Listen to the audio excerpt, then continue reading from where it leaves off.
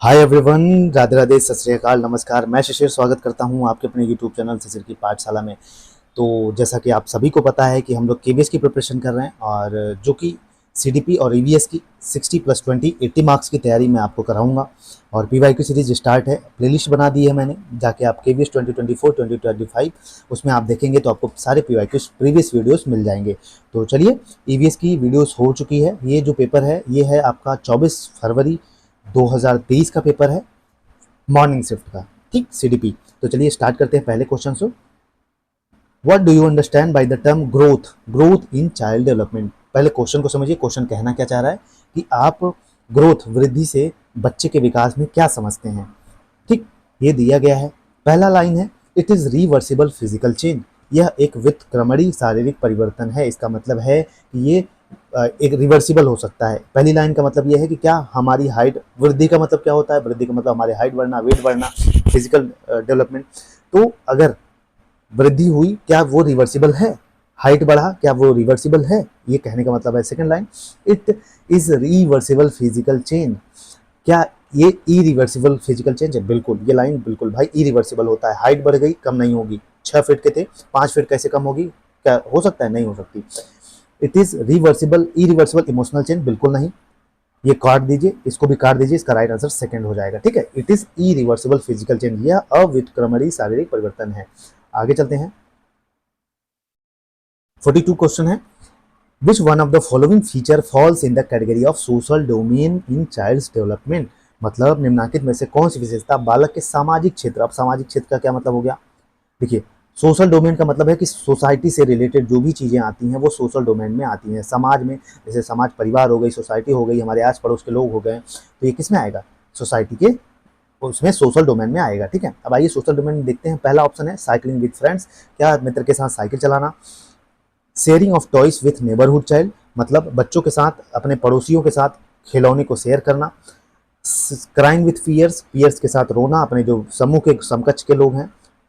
Crying with piers हो गया। Shouting on friends, क्या दोस्तों पे चिल्लाना? बताइए जल्दी से। तो इसका राइट आंसर क्या होगा? देखिए इसमें कौन सोसाइटी में किसका यूज हो रहा है। बिल्कुल, ये sharing of toys with neighbourhood child, अपने सोसाइटी के साथ, सोसाइटी के बच्चे के साथ, जो पड़ोसी है उसके साथ हम खिलौना शेयर कर रहे हैं, ये क्या है? सोशल डोमेन है। ठीक है,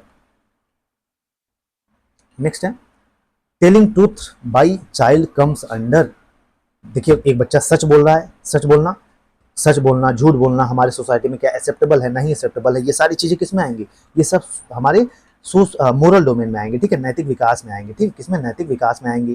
तो ऑप्शन में देखेंगे तो फिजिकल डोमेन, मतलब फिजिकल मतलब शारीरिक डोमेन, शरीर से रिलेटेड आ जाएगा। कॉग्निटिव मतलब संज्ञान, मतलब दिमाग से चीजें रिलेटेड आ जाएंगी। सोशल डोमेन मतलब समाज से रिलेटेड, मैंने बताया, पहले ही बताया। लेकिन मोरल डोमेन में ये किससे आ जाएगा? इसमें हमारा नैतिक विकास से रिलेटेड चीजें आएगी। कोई बच्चा सच बोल रहा है तो इसका मतलब उसका नैतिक विकास से रिलेटेड है, तो इसका राइट आंसर थर्ड हो जाएगा। ठीक है, आगे चलते हैं। 44 है, identify which one of the following is an example for socio emotional learning in child. ये क्वेश्चन कह रहा है कि जो इसमें से कौन सा एग्जाम्पल है जो सोशियो इमोशनल लर्निंग, मतलब संवेगात्मक, सामाजिक संवेगात्मक अधिगम का उदाहरण को प्रदर्शित करता है। ये बताना है। डिसिप्लिन, अनुशासन, बिल्कुल नहीं भाई, अनुशासन कैसे करेगा? ये सामाजिक चीज नहीं है। एस्टेब्लिशिंग रिलेशनशिप, बिल्कुल एस्टेब्लिशिंग रिलेशनशिप ये सही है अभी तक। पंक्चुअलिटी बिल्कुल नहीं। पॉजिटिव एटीट्यूड बिल्कुल नहीं। इसका राइट आंसर सेकंड हो जाएगा। एस्टेब्लिशिंग रिलेशनशिप मतलब हम जा रहे हैं, आस पड़ोस में जा रहे हैं, अपने दोस्त बना रहे हैं, अपने पड़ोसियों के फंक्शन में जा रहे हैं, ये क्या है? एक सोशल रिलेशनशिप बना रहे हैं। इसका मतलब सोशियो इमोशनल रिलेशनशिप बना रहे हैं, हम कुछ ना कुछ वहां से सीख रहे हैं। ठीक है, आगे चलते हैं 45 पे। Normally the adolescence falls under which as.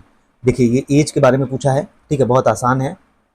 As के बारे में बस पूछा है, तो ये बता दीजिए कि एडोलेसेंस, जो हमारा किशोरावस्था होती है, उसकी एज क्या होती है। ये क्वेश्चन पूछा है, तो इसका राइट आंसर सेकंड हो जाएगा, 13 से 21 वर्ष।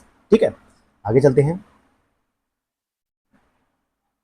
Most of the adolescence children expect in schools. ये क्वेश्चन ये कह रहा है कि जो एडोलेसेंस, किशोरावस्था होती है, ये विद्यालय से क्या अपेक्षा रखती है, क्या एक्सपेक्टेशंस रहती है हमारी। ये क्वेश्चन पूछ रहा है। कोऑपरेशन, सहयोग, चलिए ठीक है, यही तो सही है। फोकस, फोकस करिए, फोकस तो करते ही हैं। सोशियो इमोशनल सपोर्ट, अटेंशन या ध्यान करना, बताइए। बिल्कुल, इसका राइट आंसर थर्ड हो जाएगा। ठीक है, 46 का राइट आंसर आपका थर्ड हो जाएगा। ठीक है, क्या सोशियो इमोशनल सपोर्ट चाहता है? कोई भी किशोरावस्था में आप रहते हैं तो आपको संवेगात्मक, सांस्कृतिक संवेगात्मक इमोशनल सपोर्ट चाहिए होता है आपको, जो विद्यालय को करना चाहिए। बाकी सारी चीजें तो करती ही है विद्यालय। नेक्स्ट है 47 है हमारा, dash is leading cause of mental illness among present day youth, मतलब इसमें से कौन सा कारण है जो कि मेंटल मेंटल इलनेस का एक, मतलब आजकल के जो युवा हैं इसमें मेंटल इलनेस का एक कारण बनता जा रहा है, बताइए जल्दी से। साइकोसिस, anxiety disorders, neurotic problems, law of low self esteem, आत्मसम्मान कम होना, बताना बताना जल्दी से इसका राइट आंसर। तो इसका राइट आंसर सेकंड हो जाएगा भैया, बिल्कुल। आजकल के लोग जो यूथ हैं प्रेजेंट डे के, वो एनग्जाइटी से, किससे, दुश्चिंत विकार से बहुत प्रभावित हो रहे हैं, ठीक है, बहुत परेशान रहते हैं, बहुत एनग्जाइटी रहती है कैरियर को लेके, ये सारी चीजें लेके। 48 है हमारा, what is the primary socialising agency. देखिए सोशलाइजिंग एजेंसी का मतलब सामाजिक जो एजेंसी होती है दो प्रकार की होती है, ठीक है। प्राथमिक पूछा है इसमें, तो प्राथमिक में क्या आएगा, हमारा परिवार आता है, जहां सबसे पहले स्टार्टिंग में हमारा सोशलाइजेशन स्टार्ट होता है। सेकंड में स्कूल वगैरह आ जाएंगे, हमारी सोसाइटी आ जाएगी, ठीक है। तो इसमें पूछा है कि हमारी प्राइमरी सोशलाइजिंग एजेंसी कौन सी है। स्कूल नहीं भाई, स्कूल सेकेंडरी है। प्लेग्राउंड सेकेंडरी है। फैमिली, बिल्कुल फैमिली जो है हमारी प्राइमरी सोशलाइजिंग एजेंसी, हमारा परिवार, क्योंकि हम जब पैदा होते हैं तो वहीं से हमारा सारा सोशलाइजेशन स्टार्ट होता है कि ये हमारे पापा हैं, ये मम्मी है, ये भाई हैं, चाचा है, बहन है, ठीक। आगे चलते हैं 49 पे चलते हैं, how parents can establish home school continuity in learning. ये क्वेश्चन कह रहा है कि जो माता पिता है हमारे किस प्रकार घर पर ही रह के बच्चे को, मतलब वहां पर पढ़ाई, एक लर्निंग का माहौल बना सकते हैं, ठीक, बच्चे के एजुकेशन को, लर्निंग को कंटिन्यू कर सकते हैं, बताइए जल्दी से। पहला है पेरेंट्स कैन अरेंज ट्यूशन, क्या बच्चे को घर पे ट्यूशन दिलवा दे। दूसरा कह रहा है parents can set a flexible but consistent daily study routine at home, मतलब बच्चे को एक फ्लेक्सिबल, एक लचीला बट कंसिस्टेंट, लगातार उसमें होनी चाहिए, कंसिस्टेंसी होनी चाहिए, डेली का स्टडी एक रूटीन होना चाहिए। सही है, ये ऑप्शन सही जा रहा है अभी तक।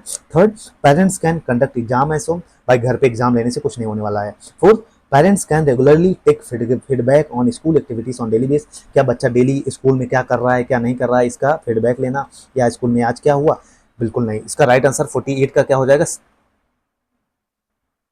48 का राइट आंसर 47 है, 48 49 है, सॉरी 49 है, ठीक है। 49 का राइट आंसर आपका क्या हो जाएगा, सेकंड हो जाएगा, ठीक है। क्या हो जाएगा, पेरेंट्स को चाहिए कि भैया एक फ्लेक्सिबल शेड्यूल से फिक्स कर दीजिए डेली का बच्चे का, और कंसिस्टेंसी बच्चे में रहे, बस यही चाहिए, ठीक है। आगे चलिए 50 क्वेश्चन पे चलते हैं। एईपी एडोलेसेंट एजुकेशन प्रोग्राम है जो भैया, ये जो हमारी युवा किशोरावस्था होती है उनके अवेयरनेस के लिए, कि भैया आप उसमें गलतियां ना करें, आपका इमोशनल बैलेंस रहे, चीज़ें सारी चीज़ें बैलेंस रहें, उसके लिए अवेयरनेस प्रोग्राम चलाती है। तो बताइए इसका एम क्या है, उद्देश्य क्या है। To create awareness on examination system, जो परीक्षा है हमारी परीक्षा प्रणाली है, क्या उसके बारे में अवेयरनेस फैलाना। सेकंड है to create awareness among adolescents on juvenile base issues, मतलब किशोर से संबंधित जो मामले होते हैं उनसे विषयों के बारे में, बालक जो बालिकाएं होती हैं उनके उनको अवेयरनेस फैलाना। थर्ड है युवकों में अनुशासन को बढ़ावा देना, मतलब डिसिप्लिन बढ़ाना, प्रमोट करना डिसिप्लिन को नहीं। बालक बालिकाओं में मानसिक योग्यता को बढ़ाना, बिल्कुल नहीं भाई, मेंटल फिटनेस को बढ़ाने इसका काम नहीं है। इसका काम यही है to create awareness among adolescents on juvenile base issues, ठीक है। जो जो जरूरी चीज़ें हैं वो बच्चे को, मतलब जो किशोरावस्था से रिलेटेड जो भी इश्यूज आती हैं, जो प्रॉब्लम्स आती हैं किशोरावस्था एज में, उसके बारे में बालक बालिकाओं को बताना कि हाँ ऐसे चेंजेस आएंगे, आपको परेशान नहीं होना है, ठीक है। चलिए 51 पे चलते हैं। Which one of the following these is an essential factor for learning at home in early stages of child development। ये क्वेश्चन कह रहा है कि बालक का जो आरंभिक चरण होता है उसमें घर पर अधिगम के लिए निम्न में से क्या आवश्यक है, ठीक है। पहला, सोशल सपोर्ट बाय किथ एंड कीन इन फैमिली, मतलब जो परिवार के सदस्य हैं, जो परिवार के हमारे सगे संबंधी हैं, क्या उनसे उनका सोशल सपोर्ट चाहिए। सेकंड है psychological and emotional support specially by mother, बिल्कुल भाई हमारी माता अगर हमको साइकोलॉजिकली, मेंटली और इमोशनली सपोर्ट कर दें तो हम बहुत आगे जाते हैं, ठीक है, जो हमें चाहिए। ये ऑप्शन अभी तक सबसे बेस्ट सूट कर रहा है। थर्ड है emotional support bye father, father ठीक है। रेगुलर फैमिली सोशल फंक्शंस, ऐसा नहीं है कि भैया घर पे डेली रेगुलर फंक्शन कराते रहो, सोशल फंक्शंस हमारे आस पड़ोस के लोग हैं, ऐसा नहीं। इसका राइट आंसर सेकंड हो जाएगा। साइकोलॉजिकल एंड इमोशनल सपोर्ट जो है माता के द्वारा जो दी जाती है, क्योंकि बच्चा मोस्टली स्टार्टिंग स्टेज में माता के साथ ज़्यादा रहता है, और माता जो अगर इमोशनल और फिजिकली, मतलब आपको साइकोलॉजिकली मेंटली भी आपको सपोर्ट कर रही हैं तो बहुत बड़ी चीज़ होती है। आगे चलते हैं 52 पे। What is actually maturation in child's growth, बताइए जल्दी से। बालक के विकास में वस्तुतः परिपक्वता का तात्पर्य निम्नलिखित में से किससे है, बताइए जल्दी से। What is actually maturation in child growth, मतलब बालक के विकास में जो परिपक्वता होती है उसका तात्पर्य इनमें से किसका है, बताना है आपको। पहला है it is child growth and development that occurs concurrently, मतलब बच्चे का जो ये बालक की वृद्धि होती है और उसका विकास है जो दोनों साथ साथ होते हैं, पहला। दूसरा है क्या ये केवल ग्रोथ होना ही है, मैच्योरेशन केवल ग्रोथ होना है, नहीं। इट इज ओनली डेवलपमेंट, क्या केवल विकास होता है, नहीं। It is only emotional development, बिल्कुल नहीं। मैच्योरेशन में सब चीजें आ जाती हैं भाई, परिपक्वता में मतलब आपके वृद्धि के साथ साथ अगर आपका विकास भी हो रहा है तो आप मैच्योर होते जा रहे हैं, ठीक है। इसका राइट आंसर पहला हो जाएगा 52 का।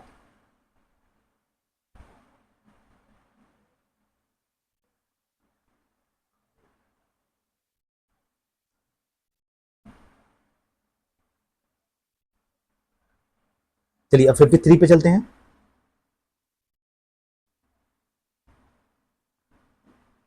ये पूछ रहा है the differentiation between good and bad by child dash refers to. देखिए सीधी सी बात, मैंने आपको बताया था अच्छी चीजें बुरी चीजें क्या है, गलत चीजें क्या है, सही चीजें क्या है, हमारे समाज में क्या एक्सेप्टेबल है, क्या चीजें नहीं एक्सेप्टेबल है, ये किस में आएगा, ये हमारा मोरल डिमेंड, ये हमारा नैतिक विकास में आएगा, ठीक है, नैतिक क्षेत्र में आएगा सीधा। इसका राइट आंसर यही हो जाएगा, ठीक।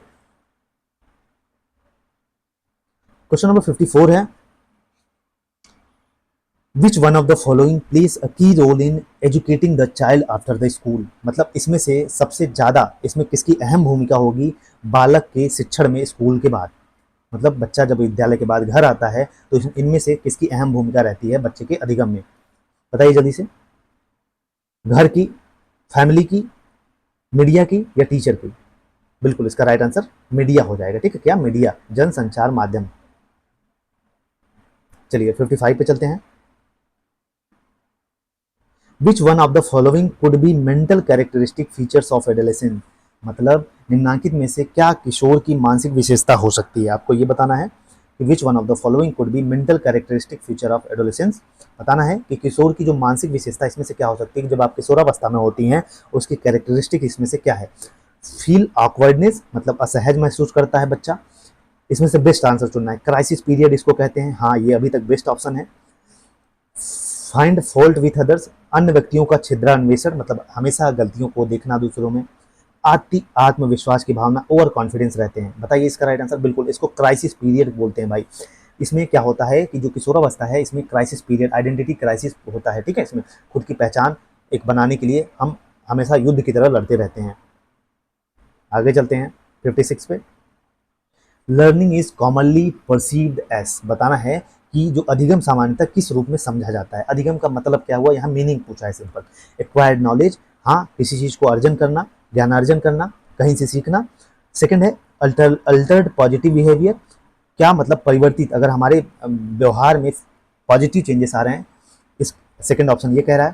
थर्ड डेवलपिंग स्किल, क्या स्किल डेवलप करना। फोर्थ है अंडरस्टैंडिंग नेचर, प्रकृति की समझ। बताइए इसमें से बेस्ट आंसर कौन सा है। बिल्कुल इसका राइट आंसर, अगर लर्निंग कब होता है, लर्निंग जब होता है हमारे बिहेवियर में पॉजिटिव चेंजेस आए तो हम इसको क्या कहेंगे, लर्निंग, ठीक है। आगे चलते हैं। Behavioural theory of learning is based on, जो भैया व्यवहारवादी सिद्धांत है निम्नलिखित में से किस पर आधारित होता है, ये क्वेश्चन पूछ रहा है। पहला मैच्योरेशन, परिपक्वता। दूसरा है संवेदी प्रत्यक्षीकरण, सेंसरी परसेप्शन। थर्ड है उद्दीपन अनुक्रिया, stimulus response. And fourth is attitudinal change, अभिवृत्ति परक परिवर्तन। बताइए जल्दी से, आपको बताना है ये।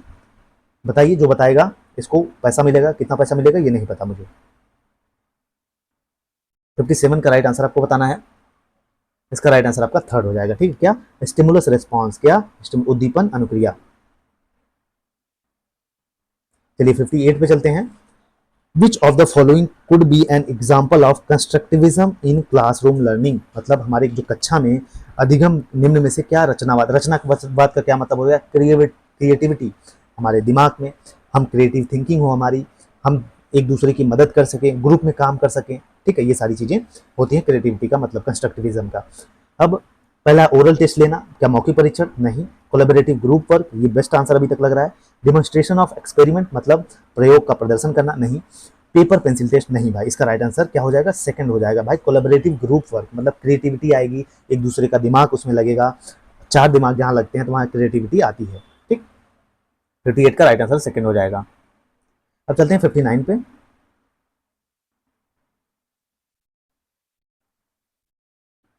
What should be the essential quality of teacher in classroom, मतलब एक शिक्षक को क्लासरूम में बेस्ट गुण क्या होना चाहिए, बेस्ट गुण उसको चाहिए, बेस्ट क्वालिटी क्या होनी चाहिए आपके अनुसार बताइए। एबिलिटी टू कम्युनिकेट, क्या कम्युनिकेट कर पाए। एबिलिटी टू टॉलरेट, मतलब सहनशीलता होनी चाहिए। एबिलिटी टू इंस्पायर, इंस्पायर कर सके दूसरों को, प्रेरित कर सके। एबिलिटी टू अंडरस्टैंड, समझने की योग्यता हो। जल्दी से बताइए आपके अनुसार इसका राइट आंसर क्या होगा। बिल्कुल भाई, एबिलिटी टू, टीचर में हमेशा एबिलिटी टू इंस्पायर होना चाहिए कि आप एक रोल मॉडल बने बच्चों के लिए, ठीक है। आगे चलते हैं। 60 क्वेश्चन है, what is an essential factor for learning in child, मतलब बालक में अधिगम के लिए अनिवार्य कारक, एक इंपॉर्टेंट फैक्टर इसमें से क्या है, कंपलसरी फैक्टर क्या है बताइए। उसके उसके पास बहुत कम इमोशंस होना चाहिए, ईगो होना चाहिए उसके पास, मिनिमम आईक्यू हो, या सोशल बिहेवियर उसका कम हो। बताइए जल्दी से। बिल्कुल भाई, अगर बच्चे के पास मिनिमम आईक्यू है तो उसका लर्निंग जो है वो प्रभावित होगा, ठीक है। नेक्स्ट है 61, विच one of the following could be confident booster of child in learning, मतलब बच्चे के कॉन्फिडेंस में सीखने के कॉन्फिडेंस में क्या इसमें से कौन सी चीज बूस्ट करेगी उसकी अधिगम को, उसके कॉन्फिडेंस को, उसके सीखने के तरीकों को कौन सी चीज बूस्ट करेगी, बताना है आपको। रेगुलर असेसमेंट एंड इंकरेजमेंट, बच्चे को रेगुलरली उसका आकलन करिए और उसमें उसको प्रोत्साहन दीजिए। दूसरा है रिवार्ड्स एंड इंसेंटिव, उसको सैलरी रिवार्ड्स दे दीजिए, पैसे दे दीजिए, गिफ्ट दे दीजिए। थर्ड है रेगुलर पेरेंट इंटरेक्शन, लगातार बच्चे और पेरेंट्स का इंटरेक्शन कराइए। फोर्थ है टेकिंग एक्स्ट्रा क्लासेस। नहीं नहीं भैया, इसका राइट आंसर बिल्कुल आपको क्या गलत, बिल्कुल बच्चे का रेगुलर असेसमेंट, अगर आप नियमित आकलन कर रहे हैं और बच्चे को इंकरेज कर रहे हैं तो ये बच्चे के कॉन्फिडेंस को बूस्ट करने का, बच्चा आसानी से सीखेगा, ठीक है। तो इसका राइट आंसर पहला हो जाएगा, ठीक है। आगे चलते हैं 62 पे, what is the advantage of ICT tools in classroom, मतलब हमारी कक्षा में जो आईसीटी टूल्स होते हैं, जैसे स्मार्ट क्लासेस होते हैं, मल्टीमीडिया क्लासेस होती हैं, इसका क्या फायदा है बताइए। इनहांसिंग इमेजिनेशन, बच्चे की कल्पनाशीलता को बढ़ाना, बच्चा सोचे, इमेजिन करे चीजों को। एरोजेस क्यूरियोसिटी, क्या क्यूरियोसिटी बढ़ाना, बच्चे की हाँ उत्सुकता उसको और बढ़ा देना। इन्हांस लर्निंग एंड रिटेंशन, मतलब जो बच्चे के अधिगम को इन्हांस करना, या और जो सिखा रहे हैं उस बहुत ज़्यादा देर तक बच्चे को याद रहे। फोर्थ है इन्हांसेस हैप्पीनेस इंडेक्स से कोई लेना देना नहीं है, तो इसका राइट आंसर थर्ड हो जाएगा, ठीक है। कि बिल्कुल भैया, जो बच्चे का लर्निंग है वो इन्हांस हो और इन्हांस के साथ साथ बच्चे को वो चीज़ें लंबे समय तक याद रहें। 63 पे चलते हैं। टीएलएम बहुत आसान है भैया, what is full form of TLM, teaching learning material, ठीक है। टीचिंग लर्निंग मटेरियल, इसका राइट आंसर पहला हो जाएगा। आगे चलते हैं 64 पे चलते हैं। What is an essential component of lesson plan, lesson plan क्या होता है, बिल्कुल जब भी कोई चैप्टर पढ़ाना होता है तो उसके पहले आप लेसन प्लान बनाते हैं, कितने समय में ये सिखाना है, आज ये सिखाना है बच्चों को, तो उसका इसेंशियल कंपोनेंट क्या है बताना है आपको। Audio visual aids, learning outcomes, बिल्कुल कि उससे बच्चे क्या सीखेगा, अधिगम प्रतिफल उसका क्या होगा। लिस्ट ऑफ स्टूडेंट, बच्चों का लिस्ट रहेगा, उसमें नाम उम रहेगा, अध्यापक का नाम रहेगा, बिल्कुल बताना है आपको। नहीं भाई, उसका लर्निंग आउटकम्स होते हैं, जो भी हम कोई लेसन प्लान बनाते हैं तो उसमें हम बच्चे को प्लान करते हैं कि इस चैप्टर के माध्यम से बच्चों को क्या सिखाएंगे, ठीक। आगे चलते हैं 65 पे। एनईपी 2020, ये FLN foundational literacy and numeracy, इसका मतलब ये है कि बच्चा जब इनिशियल स्टेज पे रहे, बच्चा प्रारंभिक एज पे रहे, तो बच्चे को एटलीस्ट बच्चा पढ़ पाए, लिख पाए, चीज़ों को पहचान पाए, नंबर लिख पाए, ठीक है। यही एफएलएन है और इसका जो टारगेट अचीव करना था सरकार का वो 2025 तक करना था, ठीक है। आगे चलते हैं 66 पे चलते हैं। विच one of the following would enhance learning in classroom, इनमें से कौन सा ऐसी चीज है जो कक्षा में बच्चे के लर्निंग को इनहांस करेगा। लो इनरोलमेंट, मतलब कक्षा में कम नामांकन रहे, मतलब कम बच्चे रहें। दूसरा है आरामदेह फर्नीचर, फर्नीचर इतना आराम से रह जाके सो जाओ। कक्षा में सहायक और अनुकूल माहौल हो, conducive and supporting environment in class, बिल्कुल ये सही ऑप्शन सजेस्ट करता है। टीचिंग एड्स, अच्छे अध्यापन सामग्री होनी चाहिए, तो इसका राइट आंसर थर्ड हो जाएगा। कैसे हो जाएगा, बिल्कुल बच्चे का जो क्लासरूम में लर्निंग इन्हांस तब होगी जब क्लास का एनवायरनमेंट बच्चे के अकॉर्डिंग होगा, क्लासरूम के अकॉर्डिंग होगा, वहाँ सपोर्टिंग चीज़ें रहेंगी, एक वातावरण वहाँ का अच्छा होगा, सीखने का वातावरण होगा, तब बच्चा अच्छा सीखेगा, ठीक। आगे चलते हैं 67 पे चलते हैं। विच one of the following factors affect negatively on learning, निम्न में से कौन सा ऐसा कारक है कि जो बच्चे के अधिगम को निगेटिव प्रभावित करेगा, ठीक है। बताइए। पुअर हैंड राइटिंग, मतलब अगर कोई टीचर है, पहला कह रहा है poor hand writing of teacher on black board, मतलब ब्लैक बोर्ड पे आप भैया बहुत पुअर हैंड राइटिंग है, गरीबों की तरह गरीबों की तरह, मतलब आपकी राइटिंग ही नहीं क्लियर है, लिख कुछ और है, बच्चा समझ कुछ और रहा है। टीचिंग एड्स, आपका शिक्षण सामग्री अच्छा होना चाहिए। डिसकंफर्टेबल फर्नीचर, फर्नीचर डिसकंफर्टेबल हो, पता है टूटा फूटा हो। फोर्थ है biased attitude of teachers towards student. बिल्कुल भैया, अपने मन में ये कभी बायास मत बना के रखो कि बच्चा गधा है, इसको कुछ नहीं आता, ये गलत हो जाएगा। इसका राइट आंसर क्या हो जाएगा? फोर्थ हो जाएगा, ठीक है। बेस्ट, अगर ऐसा आप बना के रखेंगे तो किसी बच्चे के प्रति आपके पॉजिटिव एटीट्यूड्स नहीं आएगा कभी। हमें हमेशा बच्चे को सपोर्ट करना चाहिए, ये नहीं कि बच्चा गधा है, ये सीखे नहीं पाएगा, इसको सिखाएंगे ही नहीं, ठीक है, ऐसा नहीं करना है। आगे चलना है 68 पे। What type of teaching method be employed by teacher in classroom? What type of teaching method be employed by teacher in classroom? कक्षा में अध्यापक को निम्नलिखित में से कौन सी शिक्षण विधि अपनानी चाहिए? ये पूछ रहा है कि जब कक्षा में एक टीचर पढ़ा रहा है तो ये चारों ऑप्शन में से कौन सी शिक्षण विधि टीचर को अपनानी चाहिए? पहला, on that suits homogeneous clientele, ऐसी विधि जो समान सेवार्थियों को अनुकूल हो। ये लाइन ये कह रही है कि ऐसा विधि अपनाना चाहिए जो मतलब होमोजीनियस हो, मतलब सभी बच्चे एक प्रकार के हैं और एक ही प्रकार से सीखें, पहला। दूसरा है एक्सपेरिमेंटल मेथड, मतलब आप प्रयोग करके चीज़ों को सिखाएं। थर्ड है one that suits to heterogeneous clientele, इसका कहने का मतलब थर्ड का है कि बच्चे अलग अलग प्रकार के हैं, एक बच्चा तेजी से सीख रहा है एक कक्षा में, उसी कक्षा में एक बच्चा धीरे से सीख रहा है, तो ये ऐसी क्लासरूम होनी चाहिए, ठीक है। ऐसा टीचिंग मेथड हो कि सभी बच्चे एक समान सीखें, मंद बुद्धि वाला है, तेज बुद्धि वाला है, चाहे बच्चा अनपढ़ है, कुछ भी हो, बच्चा सभी एक गति समान से सीखे, ठीक है, ऐसी कक्षा होनी चाहिए। आगे चलते हैं, थर्ड इसका राइट आंसर हो जाएगा। The learner is actively involve in constructive type of learning. Second है naturalistic type of learning, behaviouristic type of learning, realistic type of learning. ये क्वेश्चन कह रहा है कि जो अधिगम करता होता है, जो लर्नर होता है, वो किसमें एक्टिवली इन्वॉल्व रहेगा? बताइए जल्दी से। अधिगम की रचनात्मक शैली में, एक मिनट एक मिनट भाई, बताइए बताइए, ऑप्शन आपके सामने है।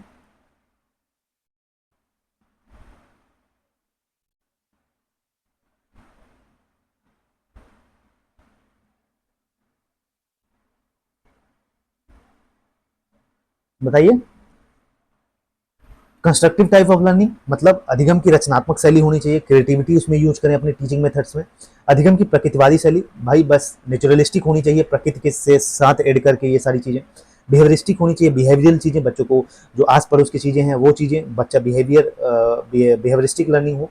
रियलिस्टिक टाइप ऑफ लर्निंग, अधिगम की यथार्थवादी शैली। बताइए जल्दी से। बिल्कुल भैया, वही क्रिएटिविटी जहाँ यूज होगी वहाँ बच्चा बहुत अच्छे से सीखेगा। कंस्ट्रक्टिविस्ट टाइप ऑफ लर्निंग, अधिगम की रचनात्मक शैली अपनानी चाहिए कक्षा में, ठीक है। इसमें जो लर्नर होता है एक्टिवली इन्वॉल्व होता है, क्योंकि इसमें क्रिएटिव चीजें यूज होती हैं, बच्चे का इंटरेस्ट, क्यूरियोसिटी बढ़ती है। 70, ईस्ट और west, 70 is best. The learner is passive in, बच्चा किसमें पैसिव का मतलब है कि बच्चा निष्क्रिय रहेगा, ठीक है, इनएक्टिव रहेगा। बताइए, कनेक्टिविज्म, कंस्ट्रक्टिविज्म, बिहेवियरिज्म, कॉग्निटिविज्म। बताइए जल्दी से। संसक्तवाद, रचनावाद, व्यवहारवाद, संज्ञानवाद। बताइए, इसका राइट आंसर बताना है आपको। इसका राइट आंसर थर्ड हो जाएगा, बिल्कुल। बिहेवियरिज्म में बच्चा हमेशा, बिहेवियरिज्म पढ़ाई में बच्चा क्या होता है? पैसिव, निष्क्रिय रहता है, ठीक है। चलिए, इंक्लूसिव एजुकेशन, इंक्लूसिव समावेशी कक्षा कैसी होती है? ऐसी कक्षा जहाँ पे सभी बालक एक प्रकार से पढ़ें सीखें, एक समान सीखें, ठीक है, चाहे मंद बुद्धि हो, चाहे प्रगतिशील हो, चाहे कोई भी बच्चा हो, ठीक है। स्पेशल एजुकेशन फॉर डिसेबल्ड, मतलब दिव्यांग बालकों के लिए विशेष शिक्षा। All children in same class irrespective of caste, creed, religion, physical fitness should get equal opportunity. बिल्कुल भाई, एक ही कक्षा में सभी बालक, वो चाहे किसी धर्म का हो, किसी जाति का हो, किसी शारीरिक योग्यता से हो, उस कक्षा में उसको सबको इक्वल अपॉर्चुनिटी मिलनी चाहिए। सभी के लिए शिक्षा, बालिकाओं के लिए विशेष शिक्षा। बताइए जल्दी से। इसका राइट आंसर आपका सेकंड हो जाएगा, बिल्कुल, सभी के लिए समान शिक्षा, किसी जाति का हो, हिंदू है, मुस्लिम है, कुछ भी, सिख ईसाई है, या डिसेबल है, फिजिकली फिट अनफिट है, सभी को एक समान शिक्षा मिलनी चाहिए, ठीक है। समावेशी शिक्षा इसी को कहते हैं। आगे चलते हैं, 72 पे चलते हैं। According to PWD bill 2016, which one of the following age group of disable children is entitled for free education. बताना है आपको कि जो निःशक्त व्यक्तियों के अधिकार विधेयक पीडब्ल्यूडी बिल में 2016 के अनुसार जो ऐसे कौन से बच्चे हैं जो डिसेबल चिल्ड्रन होते हैं, उनको फ्री एजुकेशन दिया जाता है, कौन सी एज तक के बच्चों को, बताना है। बताइए इसके बिल्कुल 6 से 18 तक, ठीक है। ये क्वेश्चन अच्छा क्वेश्चन है। 6 से 18 वर्ष के बच्चों को पीडब्ल्यूडी बिल 2016 के अनुसार इनको डिसेबल जो बच्चे होते हैं इनको 6 से 18 साल तक के बच्चों को फ्री एजुकेशन दिया जाता है। नेक्स्ट है हमारा 73, what is the role of school in addressing disable related issues, मतलब दिव्यांगता से संबंधित जो मुद्दे हैं स्कूल में, वो उसके उसके निवारण के लिए, उसके सॉल्यूशन के लिए हमें जो स्कूल की इसमें क्या भूमिका होती है बताना है आपको। क्वेश्चन समझ गए आप कि जो डिसेबल पर्सन होते हैं, डिसेबल बच्चे होते हैं, उनसे संबंधित जो भी रिलेटेड इश्यूज होते हैं स्कूल का उसमें क्या रोल हो सकता है उसके सॉल्यूशन में, ठीक, उसके निवारण में। सहानुभूति दे, स्कूल सिंपैथी दे, एम्पैथी दे, परानुभूति दे, बिना किसी प्रकार के भेदभाव के साथ एक समान अवसर प्रदान करना। बिल्कुल भैया कोई भेदभाव मत करो उनसे, ठीक है। उनको सिंपैथी नहीं चाहिए कि तुम लंगड़े लूजे हो, ये हो वो हो, उनको ऐसा नहीं चाहिए। उनको एक समान भेदभाव मत करिए। हाँ बच्चा तुम भी हो, तुम भी क्लास में बैठो, तुम्हारा क्लास है, ठीक। आगे चलते हैं 74 पे, मेंटल हेल्थ रेफर्स टू, जो मानसिक स्वास्थ्य है उसका क्या मतलब है ये बताना है। Cognitive behaviour and emotional wellbeing, psychomotor physically wellbeing, social behavioural wellbeing, psychological social wellbeing. बताइए। बिल्कुल भाई, अगर आप संज्ञानात्मक रूप से, व्यवहारात्मक रूप से, भावनात्मक रूप से अगर आप कुशल हैं तो आप क्या हैं, आप फिट हैं, ठीक है। क्या है, आप फिट हैं। तो इसका राइट आंसर पहला ही हो जाएगा, ठीक है। चलिए 75 पे चलते हैं। विच one of the following intervention would address mental disorder in school children, मतलब ये कह रहा है कि जो स्कूली बच्चे हैं उनके मानसिक विकार को कैसे दूर किया जा सकता है, ठीक है, उसका सॉल्यूशन क्या है। मानसिक विकार मतलब मेंटल से रिलेटेड कोई भी मेंटल डिसऑर्डर है बच्चे को। कीमोथेरेपी, कीमोथेरेपी कैंसर में होता है भाई कीमोथेरेपी। बिहेवियरल थेरेपी नहीं, रेडियोथेरेपी नहीं भाई, कॉग्निटिव बिहेवियरल थेरेपी, संज्ञानात्मक व्यवहारात्मक चिकित्सा, ठीक है। कैसी शिक्षा, यही इसका राइट आंसर है। मतलब बच्चों को कॉग्निटिव और बिहेवियरल थेरेपी देनी चाहिए, ना कि भैया कीमोथेरेपी कैंसर में, बिहेवियरल थेरेपी नहीं, रेडियोथेरेपी मतलब ये आपका उसमें होता है, ठीक है, कैंसर में ही रेडियोथेरेपी भी होती है। आगे चलते हैं 76 पे चलते हैं। What is hydrocephalus in mental health disorder, मतलब एक हाइड्रोसिफेलस क्या है, एक प्रकार का डिसऑर्डर है, इसका मतलब क्या है बस इतना जानिए। हाइड्रोसिफेलस का मतलब है लार्ज हेडेड कंडीशन, मतलब सर का बड़ा हो जाना, आकार का बड़ा हो जाना। It is cranial anomaly leading to accumulation of fluid in brain, मतलब एक कपाली विसंगति है, सर से रिलेटेड है, जो कि जिसमें मस्तिष्क में द्रव एक फ्लूइड भर जाती है, ठीक है, ब्रेन में। थर्ड है it is hormonal imbalance, hormonal imbalance होता नहीं, बिल्कुल नहीं। Mental retardation with low IQ, अगर आपका लो आईक्यू है तो आप मेंटल रिटार्डेशन, न्यून बुद्धि के कारण आप मानसिक विमंदन होते हैं, ठीक है। तो बताइए 76 का राइट आंसर, इसका राइट आंसर आपका सेकंड हो जाएगा। बिल्कुल भैया, इसमें क्या होता है कि आपके ब्रेन में जो है वो फ्लूइड भर जाती है, ठीक है। एक कैसी है, कपाली विसंगति है, सर से रिलेटेड है, जिसमें आपके मस्तिष्क में एक फ्लूइड का संग्रहण, स्टोरेज हो जाता है, ठीक है। इसको क्या कहते हैं, हाइड्रोसिफेलस, ठीक है। आगे चलते हैं।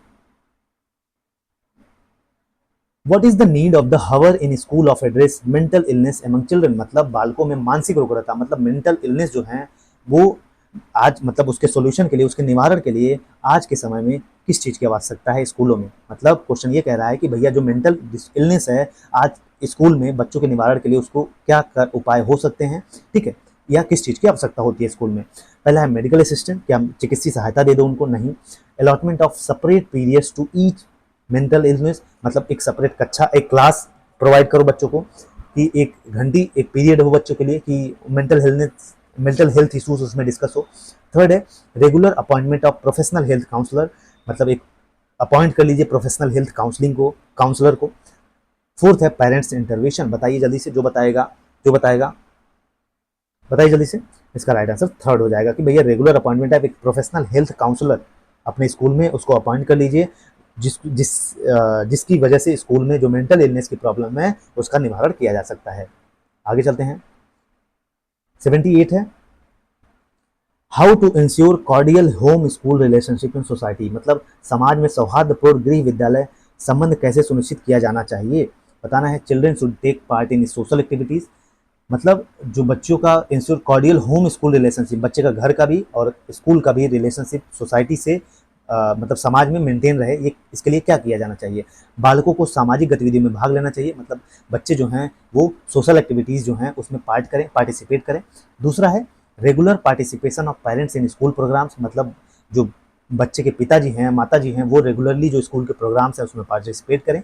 थर्ड है awareness to be created on relationship, relationship पे अवेयरनेस फैलाइए। फोर्थ है ऑफिशियल मॉनिटरिंग बाय पेरेंट्स, जो टीचर जो पेरेंट्स हैं वो बच्चों को ऑफिशियली मॉनिटर करें। बताइए जल्दी से, कि ताकि होम मतलब स्कूल और गृह का सोसाइटी में रिलेशनशिप मेंटेन रहे। बताइए जल्दी से। बिल्कुल इसका राइट आंसर सेकंड हो जाएगा कि regular participation of parents in school programme. School programmes में अगर टीचर, पेरेंट्स और स्कूल तीनों मिल जाते हैं तो ये सबसे बेस्ट होगा। ठीक है, होम स्कूल रिलेशनशिप सोसाइटी में मेंटेन करने के लिए। आगे चलते हैं 79 पे। The child will develop the following quality from community centre, सामुदायिक केंद्र से बालक में निम्नलिखित में से कौन सा गुण विकसित होगा। मतलब कम्युनिटी सेंटर से बच्चे में कौन सी क्वालिटी आएगी, बताना है। नेचुरल लर्निंग आएगी, एक्साइटमेंट आएगा, उत्तेजना आएगी, नहीं। बिहेवियरल चेंज आएंगे, व्यवहार परक परिवर्तन आएगा, हाँ ये हो सकता है। सोशल लर्निंग आएगी, बिल्कुल भैया, सोशल सामाजिक अधिगम। कम्युनिटी मतलब समाज, समुदाय, समुदाय से बच्चा क्या सीखेगा, सामाजिक चीजें सीखेगा। तो इसका राइट आंसर आपका क्या हो जाएगा, इसका राइट आंसर आपका 79 का 4 हो जाएगा। ठीक है, सोशल लर्निंग बच्चा सीखे, जहां कम्युनिटी आए, समझ लीजिए समुदाय, समुदाय मतलब समाज, समाज मतलब सोशल। चलिए 80 पे चलते हैं। Community learning would act as, वही कम्युनिटी सामुदायिक लर्निंग जो सामुदायिक अधिगम है, इसका कार्य क्या होगा। ठीक है, फॉर्मल लर्निंग होता है ये, सप्लीमेंट्री लर्निंग होता है, पूरक अधिगम होता है, substitute learning for school learning, क्या विद्यालय अधिगम का प्रतिस्थापन, मतलब स्कूल की जगह ये एक सब्स्टिट्यूट है। ठीक है, नॉन फॉर्मल लर्निंग एक अनौपचारिक अधिगम होता है। बताइए जल्दी से 80 का राइट आंसर। बिल्कुल इसका राइट आंसर सेकंड हो जाएगा, सप्लीमेंट्री लर्निंग होता है भाई, एक पूरक अधिगम होता है। ठीक है, मतलब कहीं ना कहीं इसकी कमी से कुछ ना कुछ कमी रह जाएगी आपकी लाइफ में। चलिए 81 पे चलते हैं।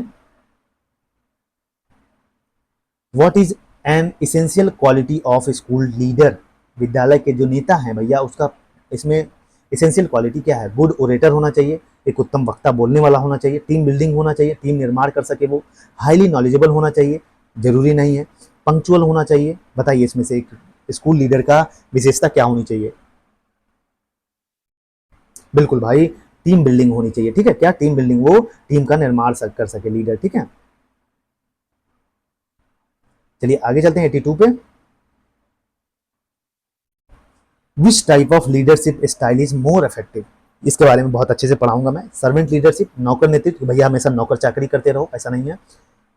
ट्रांसफॉर्मेशनल लीडरशिप, रूपांतकारी नेतृत्व, मतलब समय समय सिचुएशन के हिसाब से चेंजेस होने चाहिए। थर्ड है डिस्ट्रीब्यूटर लीडरशिप, मतलब अपनी लीडरशिप चीजों को डिस्ट्रीब्यूट कर दो दूसरों में। ऑटोक्रेटिक लीडरशिप, स्वेच्छा से, अब तुम्हारा मन है तो करो, नहीं तो है तो मत करो। बताइए जल्दी से इसमें से कौन सा राइट आंसर है। बिल्कुल इसका राइट आंसर सेकंड हो जाएगा, रूपांतर। ट्रांसफॉर्मेशनल लीडरशिप जो है ये मोर इफेक्टिव होता है, क्योंकि परिस्थिति के हिसाब से कैसा डिसीजन लेना चाहिए इसमें आता है। आगे चलते हैं 83 पे। 83 है, nowadays many schools are running sort of dash, good students, अच्छे बालक, इंस्पायरिंग स्कूल लीडर्स, मतलब जो स्कूल लीडर्स हो, प्रिंसिपल हो, वो इंस्पायरिंग हो। थर्ड इफेक्टिव टीचर्स होने चाहिए, प्रभावशाली अध्यापक होने चाहिए। चौथा फंड, बताइए इसमें से अब स्कूल जो है इसमें किस चीज का शॉर्टेज चल रहा है स्कूल में आजकल। बताइए जल्दी से। 83 का राइट आंसर, बिल्कुल भाई, प्रेरणा स्रोत। आजकल जो एस्पायरिंग टीचर्स जो नेता है, एस्पायरिंग स्कूल लीडर्स जो है, आजकल आजकल क्या है, इसी की कमी है। ठीक है, आजकल इसी की कमी है, क्योंकि अगर नेता सही है तो बाकी सबको सब कुछ कर लेगा। ठीक है, वो इंस्पायर करेगा लोगों को। चलिए 84 पे चलते हैं।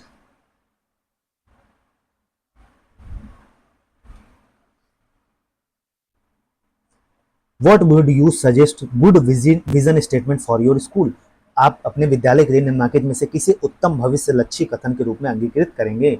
मतलब कि एक गुड विजन स्टेटमेंट आप अपने स्कूल के लिए क्या रखना चाहेंगे। पहला, dream big and focus on process rather than goal, मतलब बहुत बड़ी सपने देखें और लक्ष्य के बजाय, जो आपका मेन ऑब्जेक्टिव है उसके बजाय आप क्या करें कि एक मतलब प्रोसेस पे फोकस करें।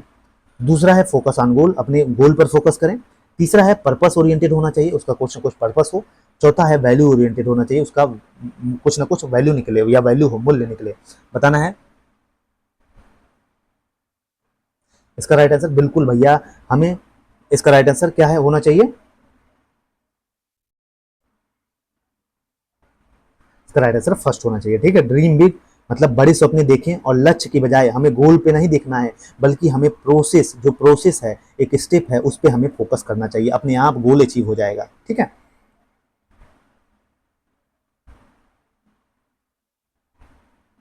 चलिए आगे चलते हैं 85 पे। What is the purpose of school calendar? विद्यालय में स्कूल कैलेंडर होता है जिसमें लिखा होता है छुट्टी है, आज छुट्टी है, आज ये त्यौहार है, उसका क्या पर्पस होता है बताओ? To complete the syllabus on time, syllabus को टाइमली कंप्लीट करना, नहीं भैया। To plan co curricular activities, हाँ को करिकुलर एक्टिविटीज को प्लान करना, हाँ एनुअल फंक्शन है, स्पोर्ट डे है। Third, to plan vacation schedule, vacation छुट्टियां जो है उसको शेड्यूल करना। To complete assign task within deadlines, मतलब जो डेडलाइंस के अंदर, एक डेट फिक्स डेट के अंदर, एक फिक्स डेडलाइन के अंदर हमें चीज़ों को, जो टास्क है हमारा, उसको कंप्लीट करें हम। बताइए जल्दी से, बताइए, बहुत आसान क्वेश्चन है भैया, बताइए।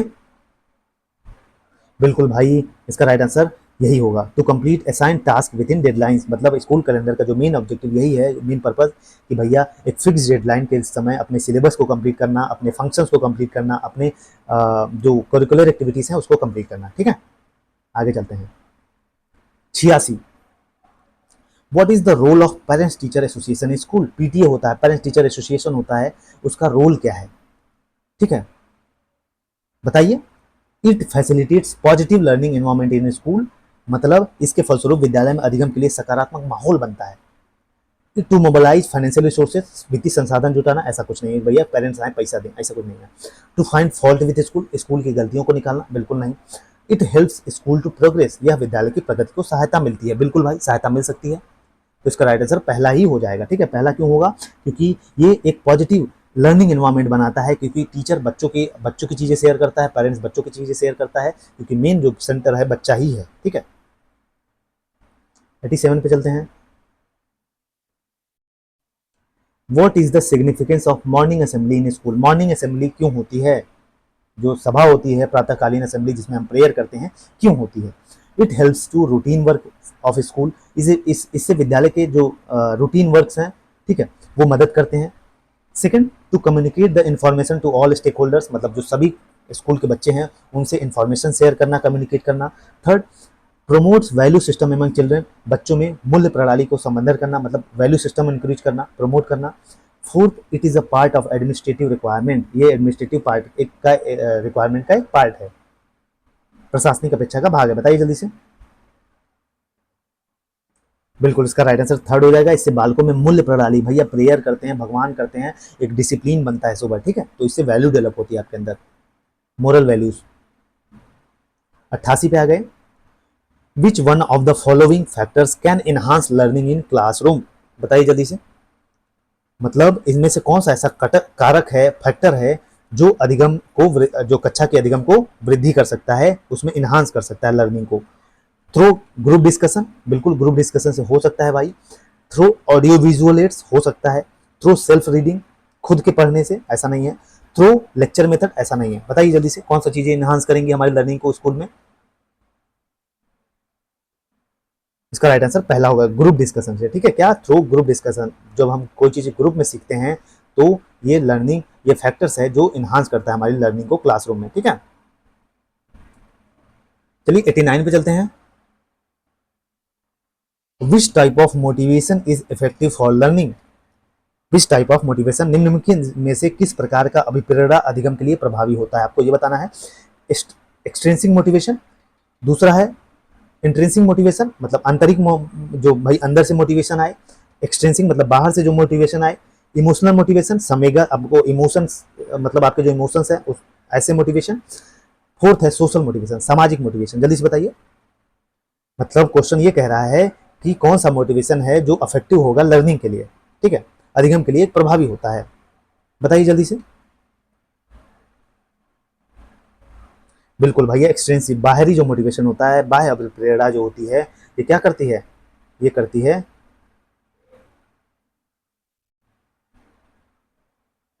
क्वेश्चन नंबर 89 है ना? अच्छा अच्छा अच्छा अच्छा, तब 89 का सेकंड हो जाएगा भाई।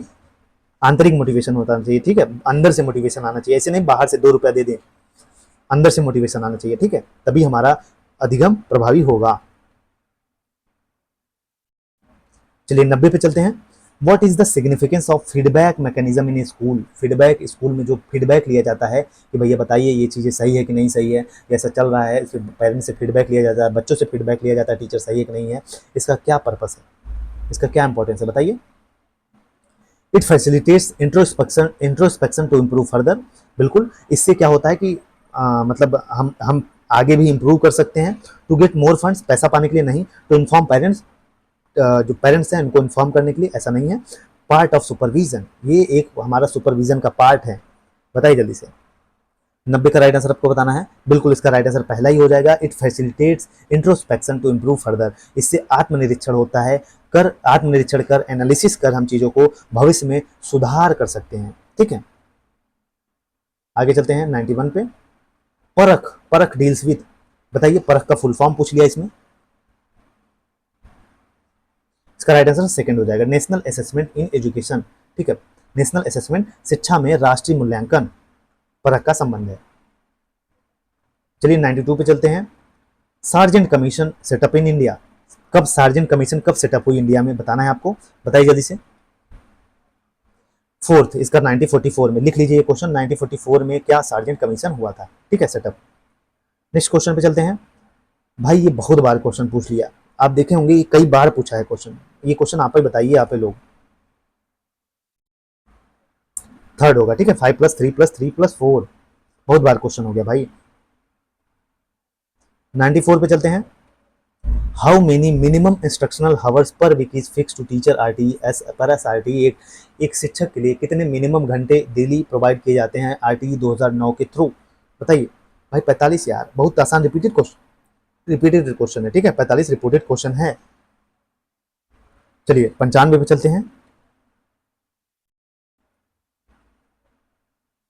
Free education up to class 8, कक्षा 8 तक फ्री एजुकेशन मिलेगा, ये किसके द्वारा क्या किया गया है, निर्धारित किया गया है, बताइए। आरटीई एक्ट 2009 के थ्रू, एनसीपीसीआर के थ्रू, एनईपी 1986 के थ्रू, एनईपी 2020 के थ्रू, जल्दी से बताइए। बिल्कुल, आरटीई एक्ट 2009 के थ्रू 8 तक बच्चों को आप फेल नहीं कर सकते और 8 तक आप बच्चों को फ्री एजुकेशन देना है, ठीक है। आगे चलते हैं 96 में। The assessment in education AIIMS, भैया हम आकलन क्यों करते हैं, असेसमेंट क्यों करते हैं कि क्या पढ़ रहे हो क्या नहीं कर रहे हो, ठीक है, आकलन क्यों करते हैं, तो शिक्षा के क्षेत्र में आकलन का क्या ऑब्जेक्टिव होता है ये बताना है आपको। Measuring learning levels and remediation, मतलब बिल्कुल भाई आप कितना सीख रहे हैं, आपके लर्निंग का लेवल्स क्या है और उसमें सुधार करना, ठीक है। दूसरा है इवेल्युएशन ऑफ कंटेंट लर्न, मतलब आपने जो भी सीखा उसका असेसमेंट इवेल्युएट करना, ठीक है, आपने जो भी सीखा उसका मूल्यांकन करना। थर्ड है gauging understanding level of the child, मतलब बालक की समझ की स्तर की पूर्ति हो पा रही कि नहीं, जो जितना बच्चे को समझाना चाहिए, जितना समझ होनी चाहिए उसके अनुसार चीजें हम उसको समझा रहे हैं कि नहीं समझा रहे हैं। चौथा टेस्टिंग स्किल कंटेंट, कौशल क्षमता का परीक्षण, जल्दी से बताइए। 96, इसका राइट आंसर पहला हो जाएगा, measuring learning levels and remediation, बिल्कुल भाई की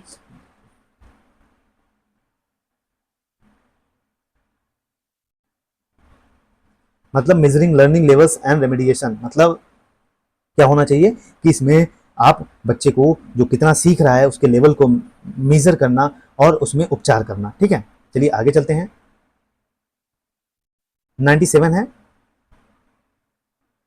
what is the age bracket suggested by RTE act 2009 in school, मतलब शिक्षा के अधिकार अधिनियम 2009 द्वारा विद्यालयों में किस वर्ष मतलब किस आयु वर्ग को सुझाव दिया गया, बताइए जल्दी से।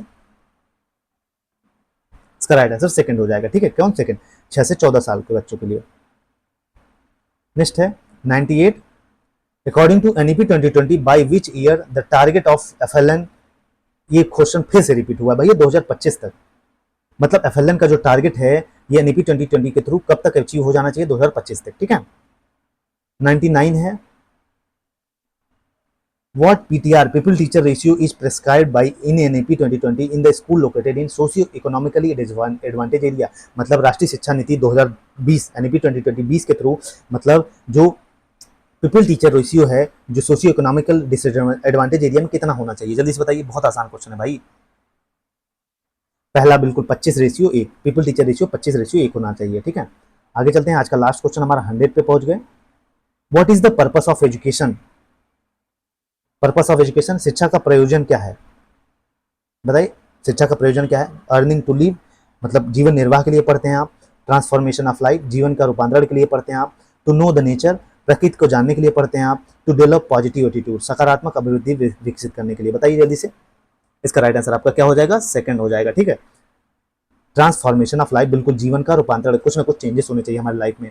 तो चलिए, ऑल द बेस्ट, पढ़ते रहिए। इस वीडियो में यहीं तक, मिलेंगे अगले वीडियो में, तब तक के लिए जय हिंद जय भारत। और चैनल पर नए हैं तो चैनल को लाइक शेयर सब्सक्राइब कर दीजिए, अपने दोस्तों तक वीडियो शेयर कर दीजिए ताकि हमें भी मोटिवेशन मिलता रहे।